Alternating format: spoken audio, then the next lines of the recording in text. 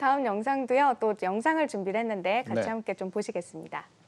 지난주 이 시간에 보여드렸던 미국의 한 흉가입니다. 혹시 그러네요. 기억하시죠? 예. 그 뭐 지옥에서 온 집이라고 했지만 저희 집보다 좋다는 그 집이잖아요. 네, 맞습니다. 사람들이 서로 살고 싶어 한다는. 네, 맞아요. 네. 이 영상을 지난주에 이어서 다시 갖고 나온 건요. 바로 미국 연준이 집값을 잡기 위한 본격적인 행동을 검토하고 나섰다라는 소식을 전해드리기 위해서입니다. 집값을 잡는다. 어떻게 하겠다는 겁니까?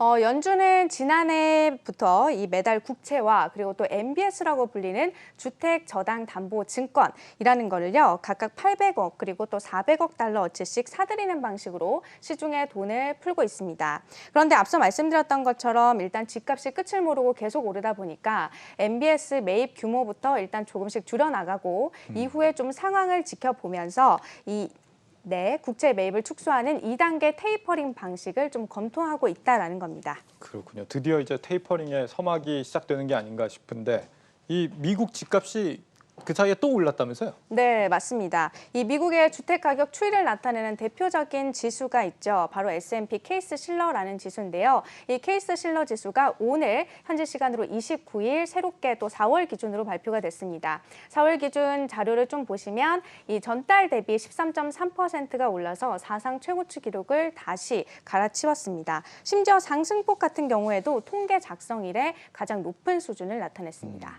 지난번에도 이제 3월 수치를 갖고 왔었는데 그때보다 더 가팔라졌다 이거군요. 네, 그렇죠. 그렇다면 이제 연준이 매입을 줄이겠다고 하는 이 MBS라는 게 정확히 어떤 겁니까? 굉장히 조금 어떻게 보면 구조가 복잡해 보일 수 있는데요. 좀 설명을 드리면요. 이 금융기관이 고객에게 주택담보대출을 내주게 되면요. 금융기관 입장에서는 그 대출 원금만큼의 자금이 묶이게 됩니다. 이 어디 투자해서 돈을 굴리고 싶어도 이미 돈을 빌려주고 없는 상태니까요. 그러면 금융기관이 과연 손 놓고 이 대출금을 다 갚을 때까지 기다리고 있을까요? 글쎄요. 아니겠죠. 네. 네, 금융기관으로서는 고객에게 돈을 빌려준 대가로 이 네. 받은 저당권, 그러니까 대출 원리금을 돌려받을 수 있는 이 권리를 담보로 잡아서 다시 채권을 발행하고 이를 통해서 자금을 조달합니다. 이 증권을요, 바로 MBS라고 하는 겁니다. 그렇군요. 잠시 네. 딴 생각을 좀 했습니다. 네. 그러니까 이제 고정된 이 담보 자산을 현금처럼 굴릴 수 있게 바꾼다 이렇게 해가지고 뭐 네. 우리가 뭐 자산 유동화라고도 얘기를 하는데 네. 이렇게 MBS를 발행해서 마련한 자금으로 다시 이제 다른 고객들한테 이제 대출을 해주고 뭐 이런 데 쓴다는 거잖아요. 이걸 좀 무리하게 하다가 과거에 이제 리먼 사태도 나고 그랬던 걸로 기억을 하는데 네. 어쨌거나 오늘 얘기는 그건 아니고 네. 어쨌거나 뭐 그런 거죠. 예. 네, 굉장히 당황을 많이 하셨던 것 네. 같은데, 네, 어쨌든 이렇게 자금 조달, MBS를 통해서 자금 조달이 쉬우면 쉬울수록 이 금융기관의 대출도 좀 더 활발히 좀 이뤄지겠죠. 네. 여기에서 연준이요, MBS를 대량으로 사들이면서 금융기관의 추가 자금 조달을 용이하게 만들었던 겁니다.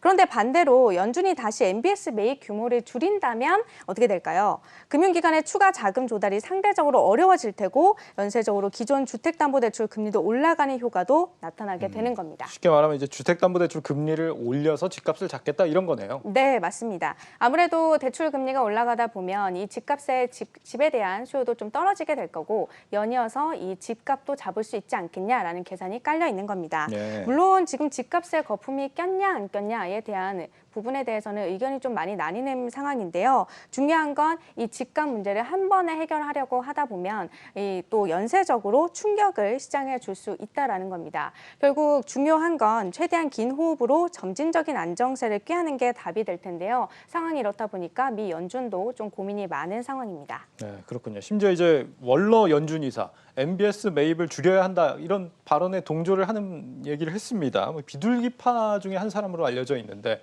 비둘기파가 이런 발언을 하다 보니까 아무래도 더 신뢰가 가는 이 상황이 더 유력한 게 아닌가 이렇게 점쳐지는 것 같습니다. 네. 그렇다면 이 테이퍼링 그리고 금리 인상 앞으로 일정이 어떻게 될까요?